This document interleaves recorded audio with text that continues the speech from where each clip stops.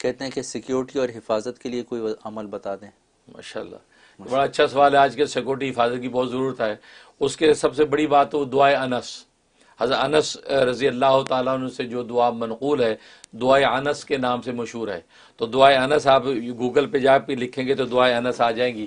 مختلف انداز کے الفاظ اس میں موجود ہیں، لیکن بہرحال دعائے انس اس کے لیے زبردست ہے. صبح کو پڑھ کے گھر سے نکلیں انشاءاللہ زبردست حصار و حفاظت. اس کے علاوہ جو ہے سورۃ یوسف کی آیت نمبر 64 کا ٹکڑا ہے فاللہ خیر حافظا وہو ارحم الراحمین. یہ آپ 11 دفعہ پڑھ کے اپنے بدن پہ دم کر کے گھر سے نکلا کریں. بچے بھی ہیں ان کو اسکول چھوڑنا ہے تو یہ پڑھ کے ان پہ پھونک دیا. کوئی بھی پڑھا جائے گھر سے جو اس کے اوپر 11 دفعہ پڑھ کے پھونک دیا کریں. اول آخر ایک ایک مرتبہ دروشی پڑھ لیں.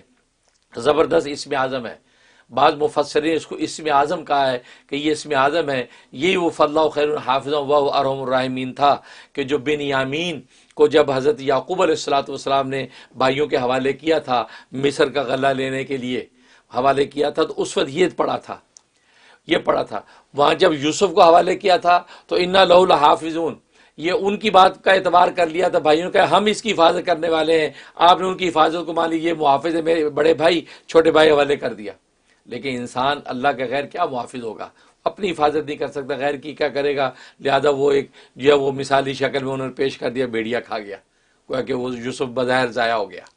لیکن جب بنیامین کو دینے لگے تو انہوں نے انسانوں کی محافظت نہیں دیکھی لیکن سب سے بڑے حافظ کو یاد رکھا اور کہا کہ فاللہ خیر حافظا وہو ارحم الراحمین، میں اس کو جو محافظ بنا کے تمہارے حوالے کرتا ہوں. تو یہ ایسا اسم اعظم ثابت ہوا کہ نہ صرف بنیامین حفاظت کے ساتھ واپس آیا بلکہ اس کے ساتھ یوسف بھی واپس آ گیا، یوسف بھی مل گیا. اس لیے بزرگوں نے لکھا یہ حفاظت کے حوالے سے یہ جو آیت کا ٹکڑا یہ اسم اعظم ہے، اس کا بہت اہتمام کرنا چاہیے. لہٰذا یہ جو ہے 11 دفعہ پڑھ کے دم کر کے جائے کریں فاللہ خیر حافظا وہو ارحم الراحمین.